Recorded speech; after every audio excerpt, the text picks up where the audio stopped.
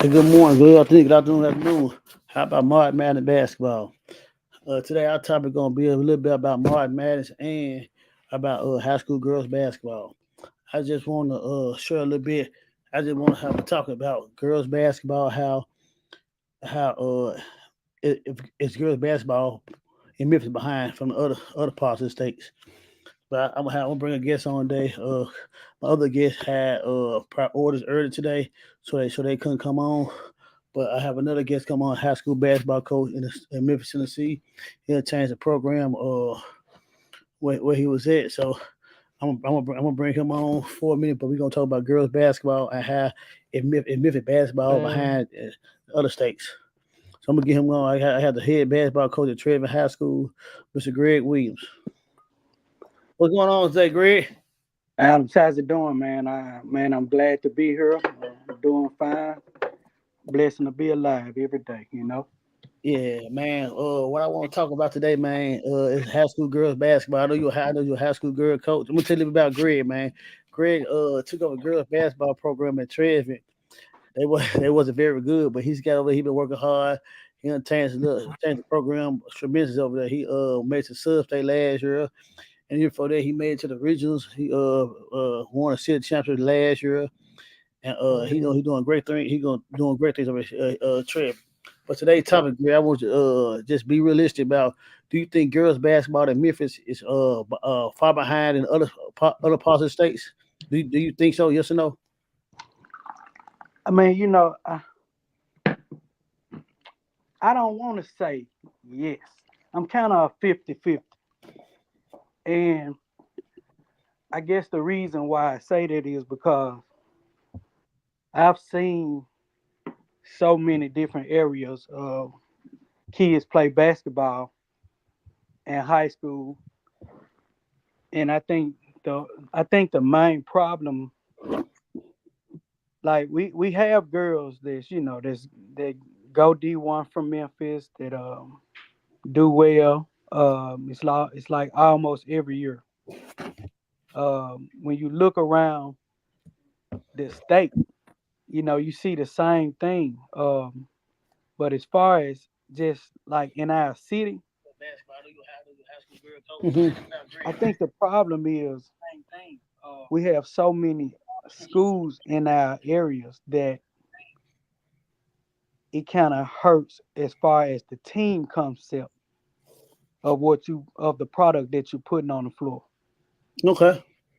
So when you do have a young lady that's maybe well enough to play Division 1 basketball, she may not have the side pieces to go with her game.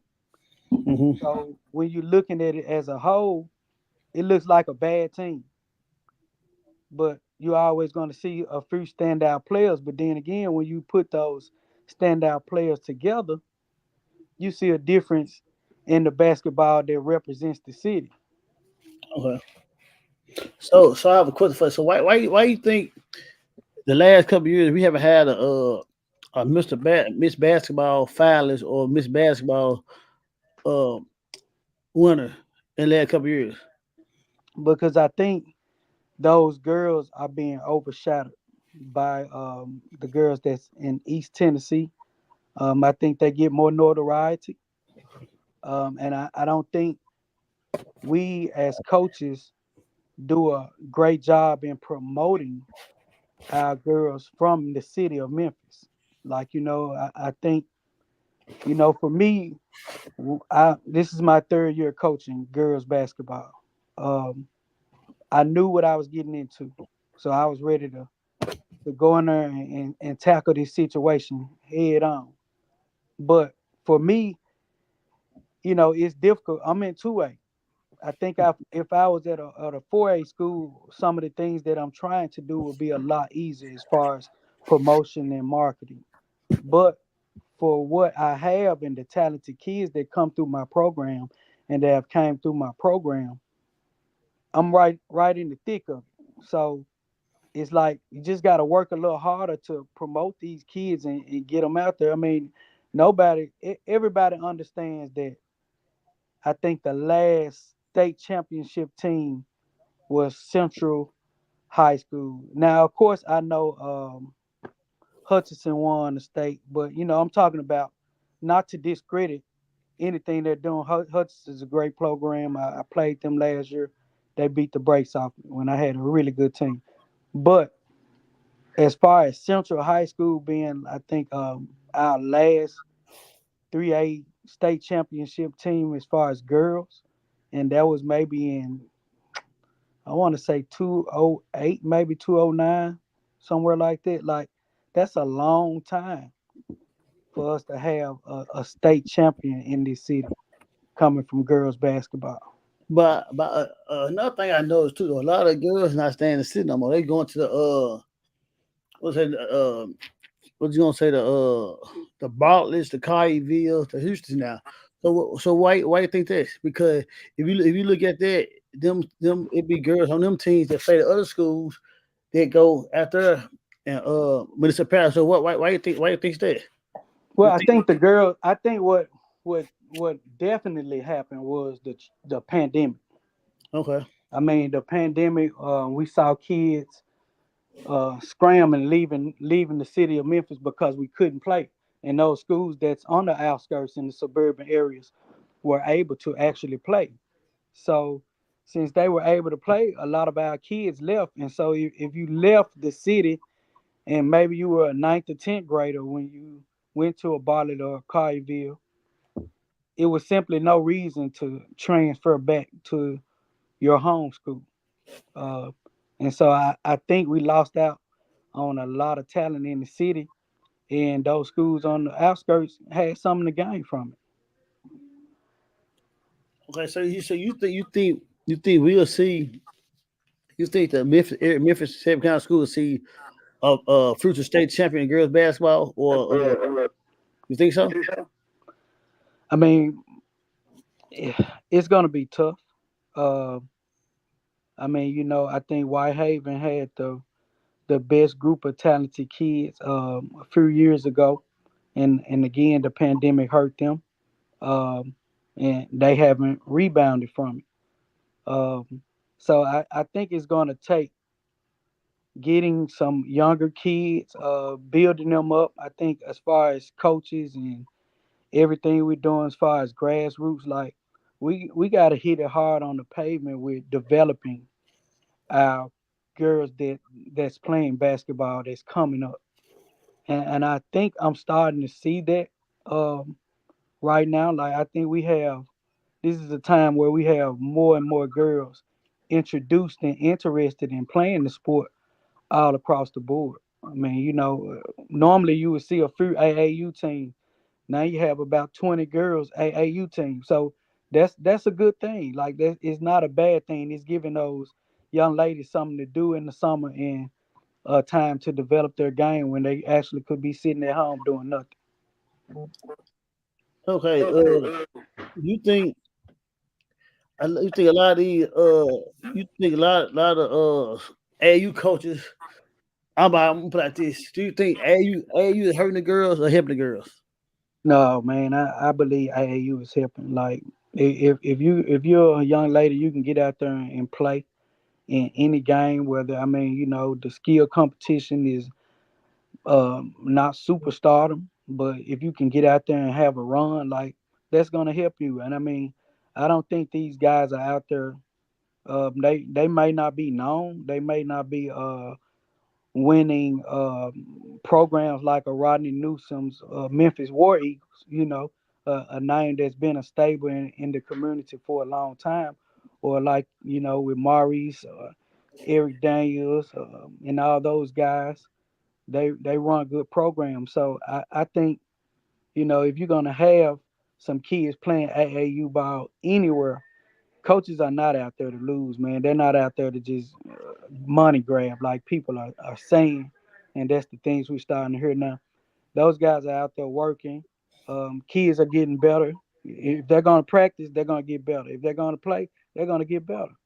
So so I have a question. So do you believe like for instance like coaches, AU coaches, like some kids, some AU coaches, how can you get better, and how can the kid get better if they only coming in? But you know how you have a team coming in, they'll play. They have a tournament coming up. They don't come in Thursday and play and practice, but you playing Friday, Saturday, Sunday. Well, when you use those type of kids, I think you're talking about kids that's kind of like coming in from out of town. Mm-hmm. Uh, Most of those kids are very skilled, so they're going to use them to try to win games.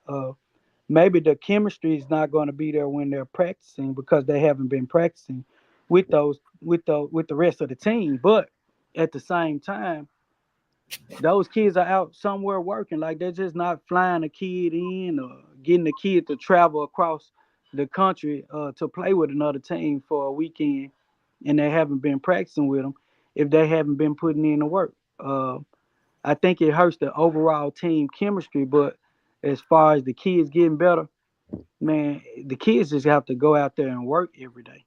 Like they have to put in the work. It shouldn't be left up to the AAU coach who's only going to see them for 5 to 6 months. Most people try to sneak in and say it's just 3 or 4 months. It's not. I mean, most of these kids are working from late February all the way up to August. So that's about 6 months. You know what I'm saying? So you're going to get the same amount of time as a high school coach with those kids. It's just about high school. You can see that kid every day and get them in the gym. AAU coaches, they can't see them every day. They have to rent a gym out 2 days a week, maybe get three. And I mean that puts a strain on them financially, but they need to be in the gym every day. That's any kid for development. So what thing about kids jumping like let's say for instance, Maurice Burton has an AAU team and kid play for him. Then he jumped from their team. He jumped from their team goes to Eric Dane's teams. Then he jumped from their team go to Jesse Nichols' team. So what think about that? How can you get better and develop that thing? You jump from team to team. So what think the problem is with that?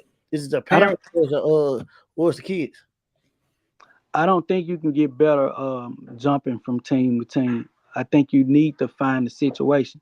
Now, if that kid is jumping from team to team to find a better situation to fit the attributes of their skill set and the things that they think they can do to develop their game on the floor, then I absolutely see no problem with that. But if you just jumping because you just want to make yourself happy and you have no strategic reason behind it, then it's going to show. Like you're not going to be able to jump around to a team and try to get better just because you're spoiled. Like you need to be trying to find a fit for you to advance your game. If a team is not advancing your game, you're not getting minutes, then you should be able to go find somewhere else. But if you're just trying to satisfy your ego, then it's going to show and it's not going to benefit you in the long run. And I So don't think it's right for coaches to. I mean, you'll know. Like they know those kids. Like they know what they can and can't do with those kids. So if they need them, then maybe they accept those things. But if they don't need them, then they're not going to accept. so what do you feel a coaching a winning coach. Do you feel do you define a winning coach about winning state championship or winning championship? Or you define a winning coach about kid coming back showing they appreciate them, appreciate her, or get kids in school. What's the biggest winner out of the situation? I think the biggest winning situation for me is just being realistic because you're gonna have some kids that don't have any aspirations to play basketball after high school. Hmm. You're gonna have some kids that want to play basketball after high school and don't mind going to lower divisions, whether that's a D3 or NAIA or JUCO two. Like it doesn't matter for those kids. They just want to play basketball after high school. And then you're gonna have some kids that they dream about going to the WNBA. So as a coach, I think the winning thing in that is if you can mesh all that talent together and mesh all the things that a not so talented kid can do. Maybe they can just play defense. Maybe they can't dribble. But if you can find the best attributes of those student athletes and mesh them well with Division 1 players or JUCO talented players, like I think that's a winning recipe uh, for a head coach. I don't think you necessarily have to define winning by winning a state championship. I think it needs to be defined in what the best thing you can get out of those student athletes that you have in your program, whether they want to go to college or not. Okay, I agree with that because like sometimes I tell people you could you I know some people that won state championships and like I seen teams like I've seen a bunch of teams won state championships and don't nobody go to school after the championship team. Oh yeah, They just were good high school basketball player, but right. but sometimes I see the coach ain't try to push. I don't think the coach worry about is winning basketball games, but not to life out, but not trying to help them get in school. You know, sometimes you get coaches. You know, sometimes old school coaches they would care about winning. They won't care after basketball. They won't care about to get to school. They didn't care. But nah, but I still see that. I still see it. I think that would define a coach about winning. It ain't all about championships. It's about helping the kids prevail in the long run, put them in position to get to college. Because I feel like a lot of kids, a lot of parents get caught up in Division 1. And I know a lot of people. Me talk about this all the time, Greg. Like a lot of kids, a lot of parents be like, if it ain't Division 1, it ain't nothing. If it ain't Right. Division 1, I ain't going to school. I want Division 1, but if you're not on that level, I know a lot of coaches around here in the area, Fisk, Lane, man, well you can say Lane, who else? Bethel. There's a lot of schools around this area, man. You can go Miles College, you can go and have a successful basketball career. Right. And it just like in my situation, again, come in right after the pandemic and get a head coaching job with girls, not knowing what my program is going to look like, not knowing what kids are coming to the school, what kids are going to remain there. Um, and after my first year, I had a kid to go to Northwest Kansas, junior college, far, far away from home. Um, but then the next year, well, actually that same year as well, I had a kid go to Lamont on. Uh, and so these girls are still playing basketball. Then last year I sent another two kids to two different JUCOs. So it's really like D1 is hard. Like you can't just wake up and think you can go practice and shoot around here and there when you want to. Like it's a very demanding task to be a Division 1 athlete. Like you have to put in so much work, and if you don't put in that work, you're not going to be able to garner a Division 1 scholarship. Like I don't know a kid who's just been given a Division 1 scholarship just because somebody looks at them and say, "Here you go." Like you can see the skill set of those kids that get those scholarships, and they're worthy of. It, you know. Yeah, I agree. But like a lot of folks don't know, like me, you talk about like me, you joke and jive. We check it, we talk about each other all the time. But a lot of people don't understand, man. Like what what coaches go through helping kids get in school, like it's a real process. And like Right. they understand, like you be sending film out, and so sometimes I want to see him. Sometimes it's hard for a coach to say I want to see him on film. Sometimes film don't do no just you got to see him the real game. Man, I swear. I mean, I've had coaches that said, "Coach, I love the highlights, but send me a full game film." Send them a full game film. Woo, coach, I love what I'm seeing on the full game. Send me your schedule. I'm gonna have to come down there and see them.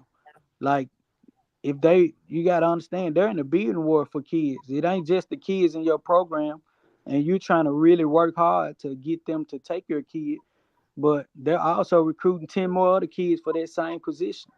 So they're nailing down their process of elimination and trying to see what is going to separate these 10 kids in this same position from each other, whether it's going to be academic grades, ACTs, or man, ball handling skills, shooting skills, all type of skills. They're trying to find out what's going to separate each individual kid to be in their program. So it's really a man, it's a tough thing for college coaches as well as high school coaches trying to get their kids to the next level. Yeah, but like I tell people all the time, man, it's like sometimes you gotta be that you gotta be that relationship with coaches too, man, because like 'cause some coaches, if coaches don't got a relationship with, they know you have players. Like when I first took the job, I never thought I'd coach girl. I took when I first took the job at Hamilton. I asked a couple of girls. I said, "Man, do y'all want to play college basketball? Y'all just playing? Say y'all playing high school?" Because like I ain't got time to be trying to coach, and you don't really want to play. You know what I'm saying? I had girls that think Oh they yeah, play, right.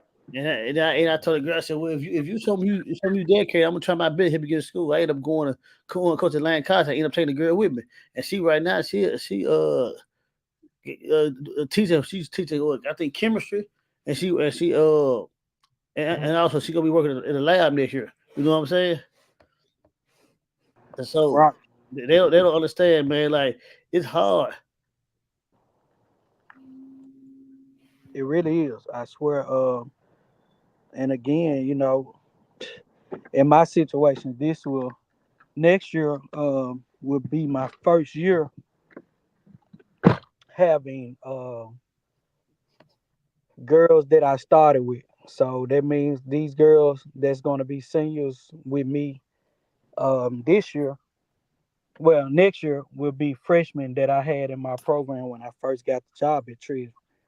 So I have an opportunity because all of my kids that came to me were transfers, like I said, from the pandemic or whatever.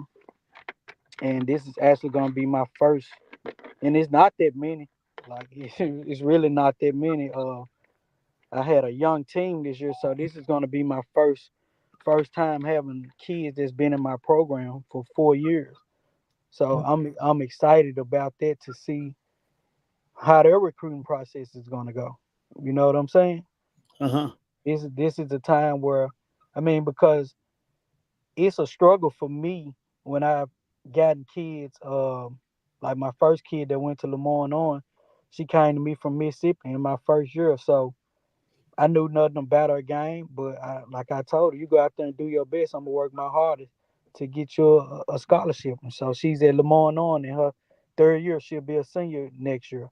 I mean, Um, I tell kids all the time, man. It don't matter what school you go to. That degree gonna say the same thing. Somebody else say it's just you gonna have either you gonna be magna cum laude or you gonna be right.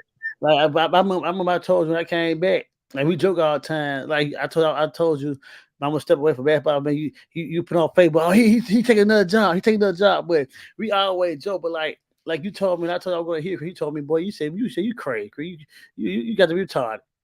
You mean you told me that? You hear me?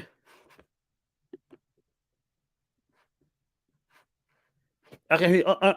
I'm Richard Mike. I'm Richard Oh, Mike. I'm sorry. I'm sorry. I said, Yes, you remember you talking about I was crazy for going over there. yeah. And it was it's just the same situation like with me being at Treasure. People look at those programs as like, man, you can't win there, but actually you can. Like if you're a dedicated coach and you go in there, man, and work kids hard the way you're supposed to, you're gonna come out a winner. Like you're gonna come out a winner, and kids are gonna go to school. If you're that type of coach that care, like you're gonna be successful, and those kids are gonna be successful.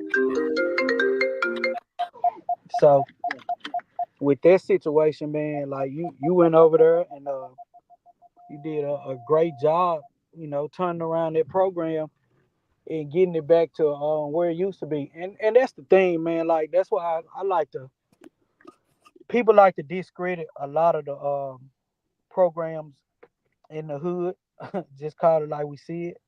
But those are winning programs. Like these programs have history. Tresman has history.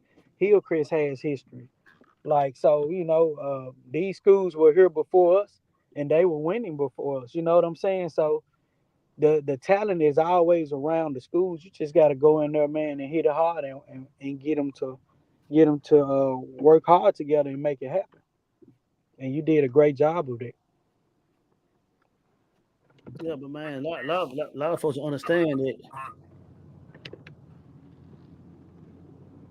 Yeah, but man, it was But man, what do you think? What do you think it is to get the girls back where they need to be at? I think the most important thing is development. Like we cannot continue to have kids coming to high school that can't make a left hand layup.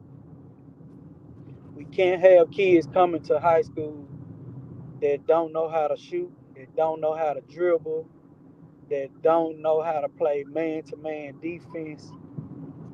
Man, I mean, it's they. We just have to develop, and not just develop the kids who we want to develop. The kids that come in with a nice agility, speed, and everything else that you would look for to develop a good player. But we got to develop the kids that don't have all of that because man, I just played Gibson County in the sub state.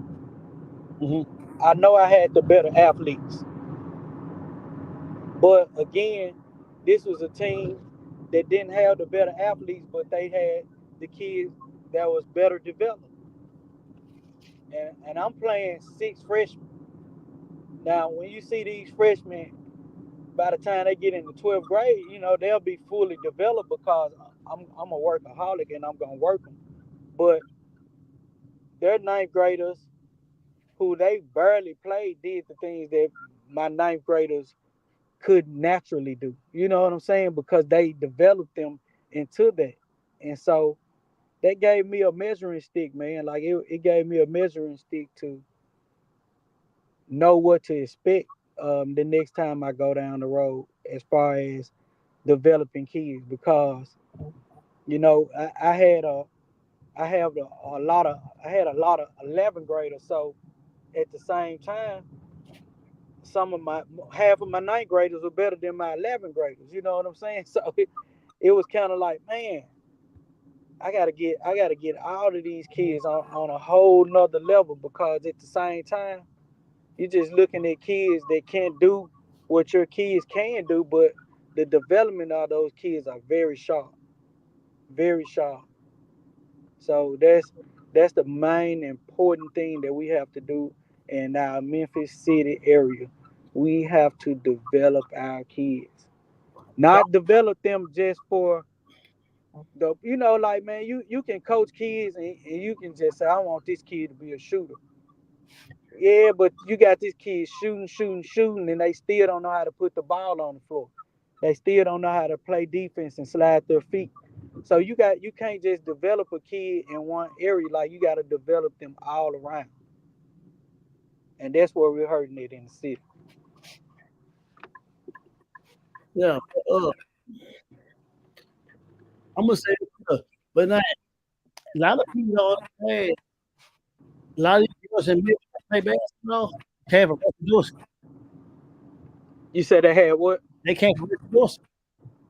They were 4 or 5 years old, and Rachel had kids, girls at the gym developing.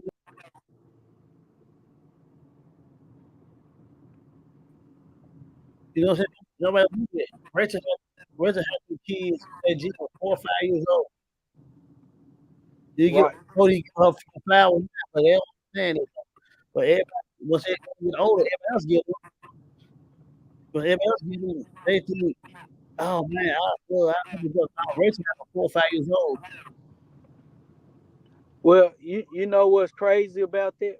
Because those same kids that she could be developing at like you saying, she's developing and doing a hell of a job with those kids. But then again, where can they play basketball at? And at I'll say this: where can they play basketball at in elementary like style play? Like that's another thing that we're slacking on. Like my kids go to Briarcrest. Um, the most important thing that they have at these private schools now is they have second, first, second, third, fourth grade, fifth grade basketball teams. So they're playing all year round. In the city, we don't have that. Like we don't have um, amateur basketball in elementary.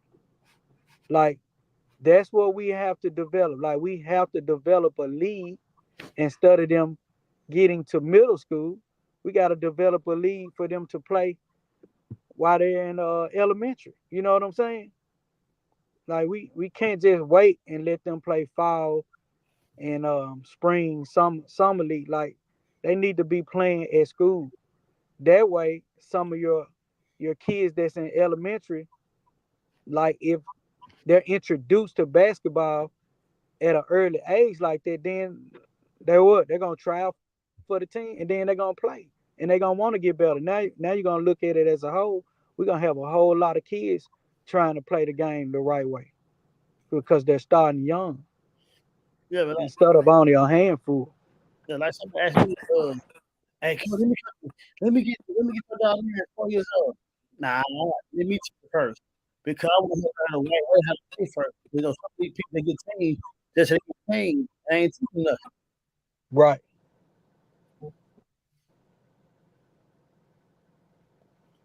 Yeah, Let me put you on hold for just one quick second. Hold on.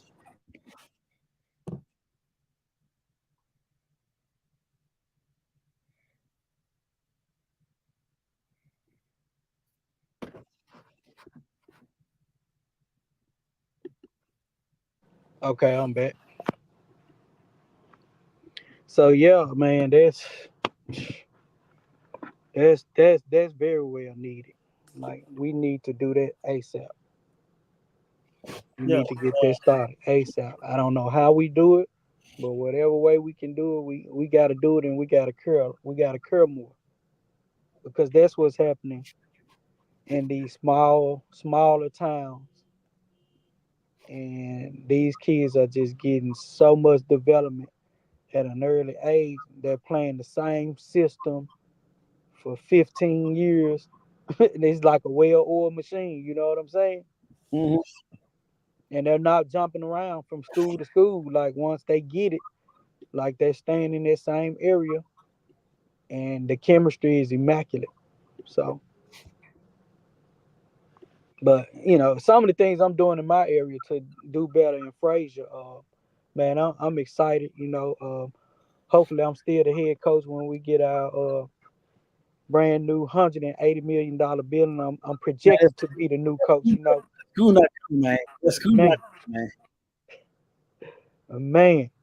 Uh, I plan on bringing like even right now I'm reaching out to the youth in our area, and I'll be having free workouts. Like I'll be working out kids for free.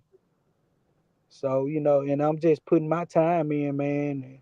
And me and some of the boys coaches over there at Tresman, that's what we're deciding to do in our area is get these kids up and developing them ourselves. Because a lot of times even in the middle school, like you can have a kid that's developed, like you saying, you're gonna develop your 4 and 5 year old, and they're gonna go play for Rachel, and they're gonna do well, and then they're gonna play for somebody AAU team. They're gonna do well, but when they go to middle school, are they gonna have a good middle school coach? You see what I'm saying? Like that's another problem. Principals gotta make the right hire.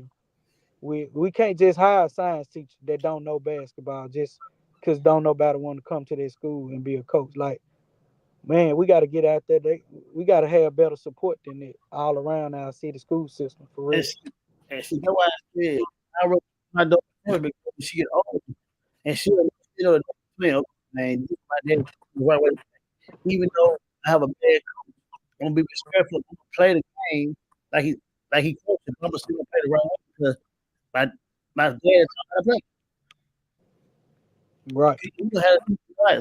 Kid, a lot of kids be having a lot of kids be having bad when they're younger, and it down to they get honest. The house, Definitely. Definitely. yeah. But So, man, man, we'll I talk, think man. huh? Go ahead. I said it was good talking to you, man. Just thoughts like that.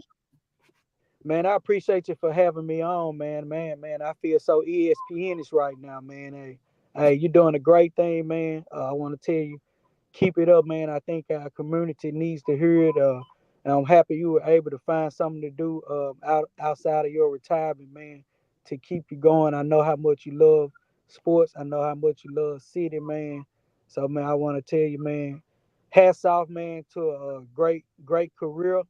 I know you're not done, but I know you're gonna take some time and get involved with your babies and your family, man. So enjoy this time, man, because the sports world is gonna need you back pretty soon, man. So good luck to your endeavors, man. We'll be talking soon. Thank you, man. Thank you, John Staley. Appreciate it. Man, that was head coach Greg Williams for Trip High School. So our next guest gonna bring up today is a University of Memphis basketball. He's an all time 3-point shooter from University of Memphis. So up next we have a master's degree. What's up, man? Hey, I'm good. How you doing? What's going on? Nothing much, about to sit and eat dinner before after this. So nothing much. I'm chilling, man, for right now. Man, you had a historic career at University of Memphis. To tell listen a little bit about your career, man. You all time 3-point. I mean, it's just something that just came to me, after all the work I've done in the gym, that's just the outcome of what has happened, for me just being in the gym, from loving the gym. So I never expected any of it, to really happen for real. It's just, it just came up with the work I've done. So it's just a blessing to have that added on to what I already had. I love basketball, so when you truly love something, beautiful things come out of it. So that's all that happened with that. Yeah. Okay. What was your decision pick me out of high school? What was your kind of you had? I had a lot of high major D1 schools that were very interested in me, but I honestly didn't want to go to a very very high D1 school. And also Memphis showed me the most love, like, excuse me, out of like all the coaching staffs, like they showed me the most love. Like they're the one that, was very consistent of talking to me.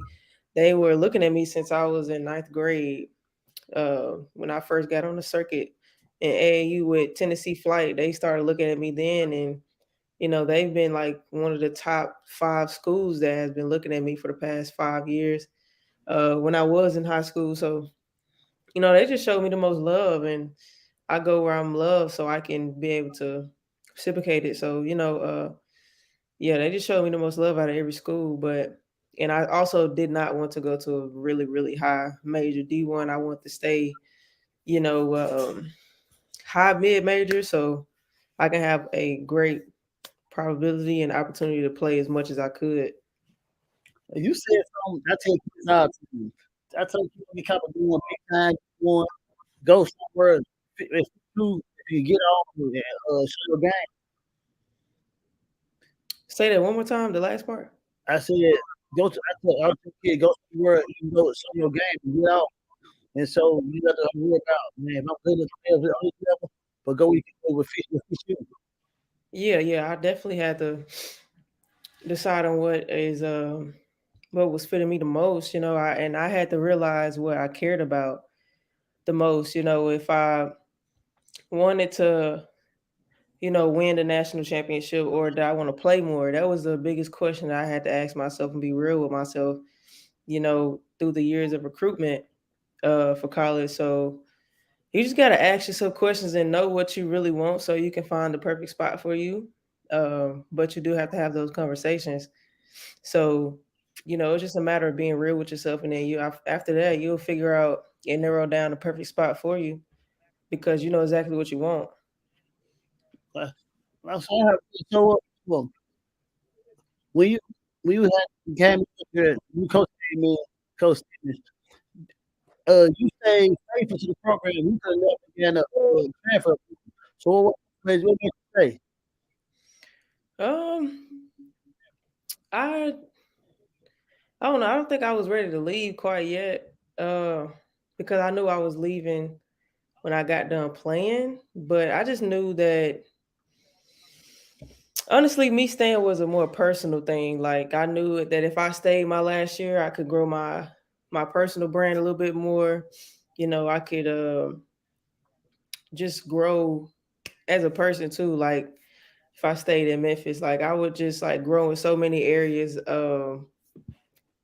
I knew that the team would be completely like on my responsibility. Like I didn't have anybody else that could, like have a co-player that could you know, take over the team, fully. So I think I wanted to take that on for my last year and be a real leader and be a real captain on his team and, do it not by myself, but, mainly on my shoulders. So it was just a challenge of me just staying because I could have left and, um, and I wouldn't have the same challenges that I did here. And I love to challenge myself. That's how I get better and grow. So I just knew staying here it would like elevate every aspect of my life, and it did. Yeah, so let them know about that little brain you got on at home. Sure, something get a show. Yeah, yeah. It's called 96th and Madison. It's from um, it's from my freshman year when I broke my record. I hit 96 threes in 1 year as a freshman, and I always wanted to have like my own thing going, so I wouldn't have to like rely on anything or anybody else. So, my Coach Jump, Abby Jump from Trina staff, she helped me come up with it. And it's just been going up ever since. It's more of a like it's not really a athletic brand. It's more of a lifestyle, comfortable, luxurious brand. It's not something that you can, gear up in to go play basketball in, but you could if you wanted to, but it's not mainly meant for that. It's just like a lifestyle brand of how I live my life. And I just put it out into clothes. So that's where 96 Madison originated from for my freshman year.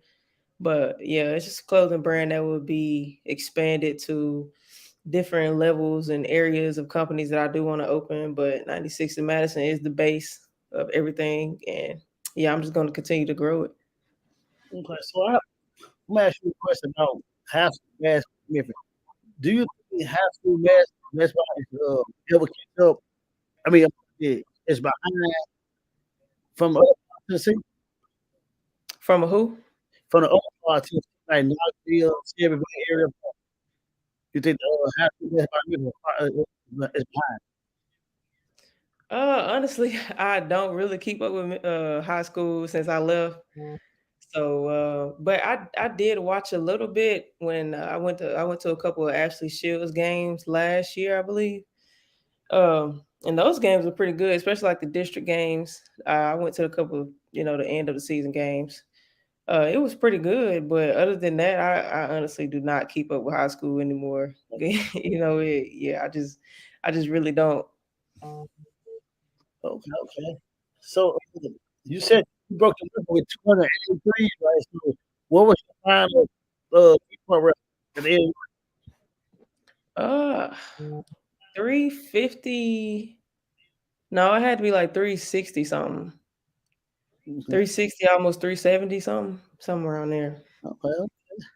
Okay. So I'll be keeping up with you, man. Yeah, so high school, when you play, you were Jeffrey Wilson backcourt. Yeah, Mhm. I was, Mm. That was prime high school basketball in Memphis. yeah, yeah, I agree. I was too. Yeah, And yeah. this ended up going to them, and that's your University. Mhm. So she injured her, so she didn't see it now. Yeah, she was tough. Y'all, what's y'all name? What's y'all name? The head What was that? Oh, Benjamin bitch. Benjamin Ward. Yeah, Yeah. yeah. Mhm. So you think you're gonna go back professional this year, or you just gonna work on your line? I'm definitely gonna go play pro after this. Yeah, I'll probably leave. Well, I'll leave Memphis in the end of May, but I'll go play pro probably August, September. You know, here. No, I don't. I'll probably find out in the next couple months, honestly. Okay. So, Now what? hmm. What the major college? It was sociology. I got my degree in sociology. Okay. If you have one thing you can tell the young people now that's coming up is watching this live or whatever, what would you say about college about being Okay. Don't play unless you really love basketball. You know, a lot of people play because they just want to get school paid for and the all that kind of extra stuff. But I mean, you really have to love and have a passion for the game to be successful. So uh, just make sure you have the right purpose and intentions when you come into college playing because it's not like high school.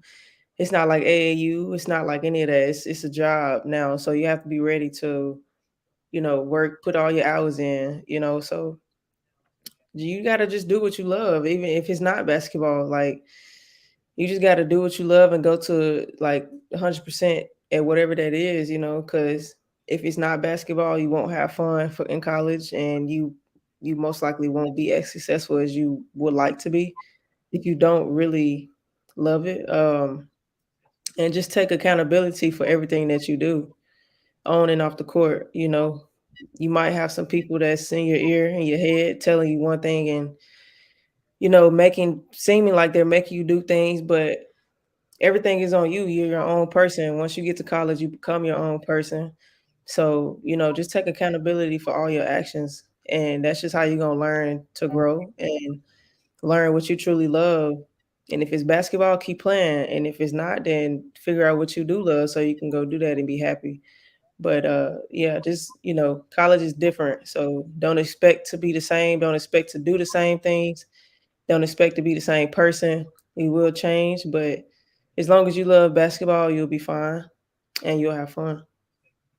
okay, well, thanks for coming out. I'm gonna let you all get to it. I know it's late. You got to do it. Take a time for that. Come out to me. Yeah, thank you for having me. All right. All right, take care, man. All right.